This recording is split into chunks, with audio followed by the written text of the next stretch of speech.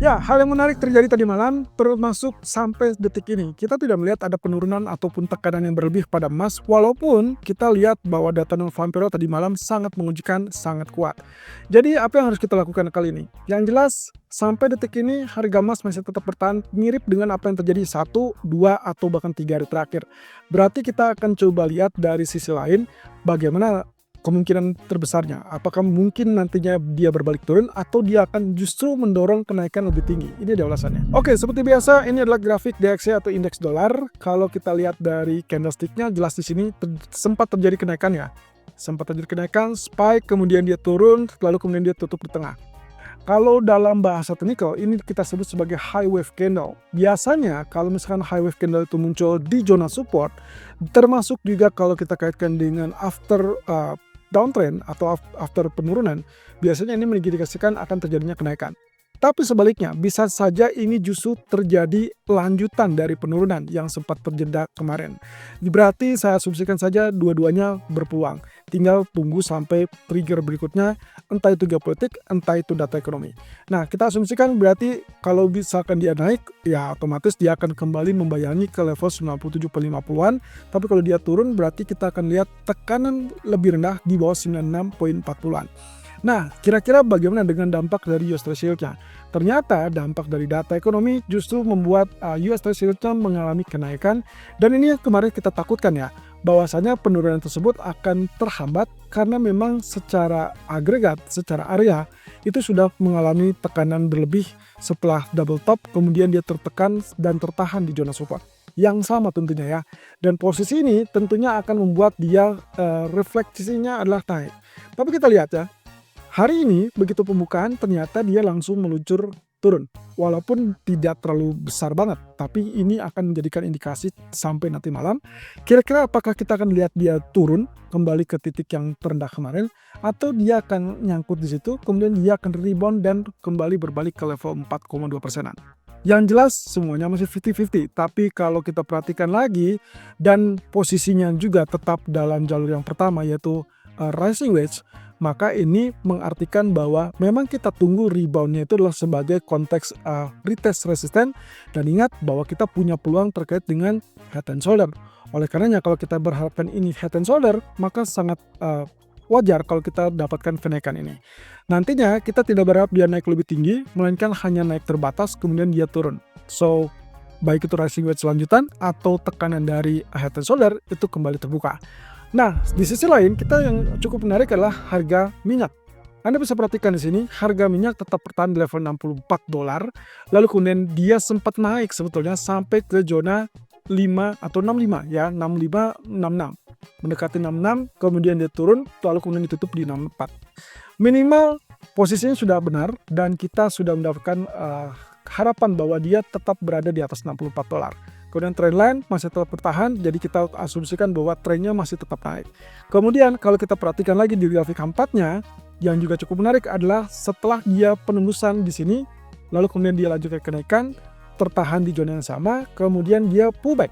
Nah, saya rasa ini adalah pullback yang cukup normal teman-teman. Jadi saya tidak artikan dia turun atau fail kenaikannya, melainkan inilah kesempatan untuk kembali dorong naik, dan mungkin next triggernya adalah tembus level 664,45.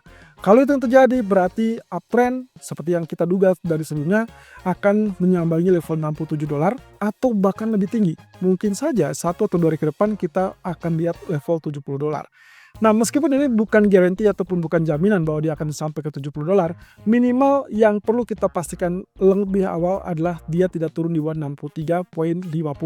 Selama dia tidak turun di bawah itu, buy saja. Tapi kalau misalkan dia turun di bawah 63,50, Anda boleh ubah strategi menjadi sell dengan anggapan bahwa kemungkinan geopolitik tidak terjadi atau tidak terbukti terjadi eskalasi. Pound sterling diuntungkan dari pelemahan US dollar. Yes, indeed. Ini kita yang akan lihat posisinya adalah apakah membenarkan dari proyeksi kita sebelumnya, yaitu inverse head and shoulder. Coba perhatikan, dengan konteks bahwa turunnya ini masih tetap tertahan atau terbatas di zona support, dan bahkan tidak lebih rendah dari 1.3500, maka saya asumsikan bahwa inverse head and shoulder malah semakin terbuka. Berarti kita tinggal tunggu triggernya, butuh kepastian untuk tembus di atas resisten neckline, dan itu adalah 1.3680-an. Berarti kalau dia tembus, Anda boleh pertahankan buy, dan 1 atau 2 hari ke depan mungkin kita bisa punya kesempatan untuk mendorong dia atau melihat naik dia ke 1.3920. Ini dengan catatan ya, bertahap, karena range harian untuk pound sterling itu terlalu tipis dalam beberapa bulan terakhir. Jadi saya tidak bisa berharap ini langsung naik 200 poin, tapi melainkan bisa saja naik 50, 50, 50. Nah, tapi yang juga perlu penting ini adalah kaitannya dengan kalau misalkan ternyata dolar berbalik menguat, hati-hati kalau misalkan ini bisa kembali tertekan turun. Tapi kuncinya adalah selama dia tidak turun di bawah 1.3530, ya sudah, berarti ini masih relatif aman, termasuk dari inverse head and shoulder.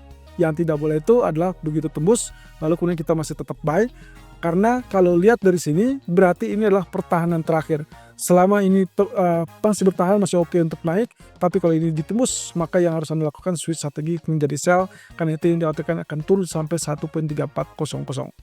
Kemudian untuk emasnya sendiri, yang satu yang cukup menarik adalah bahwa kemarin dia sempat naik lebih dulu sebelum data ekonomi sampai ke level puncak 5118.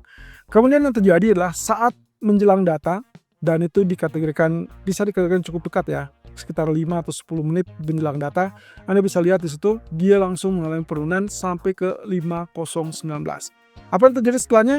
Setelah itu dia kembali rebound, naik bertahap dan turun, naik bertahap dan turun, dan seterusnya bertahan di atas level 5050. Nah, ini yang saya lihat sebagai kemampuan ataupun bisa dikategorikan mungkin pergerakannya ya. Kalau Anda perhatikan 1, 2, 3, 4 ya, 4 candle berturut-turut ada shadow yang bawah, tapi real bodinya tetap di atas, kemudian berujung di akhirnya adalah tetap di atas resisten dari triangle. Artinya di sini berarti triangle yang kita punya di sini itu berarti resmi sudah ditembus. Kalau ini sudah tembus, berarti aturan dasarnya adalah berarti hanya berupa pullback atau penurunan tersebut hanya berupa pullback.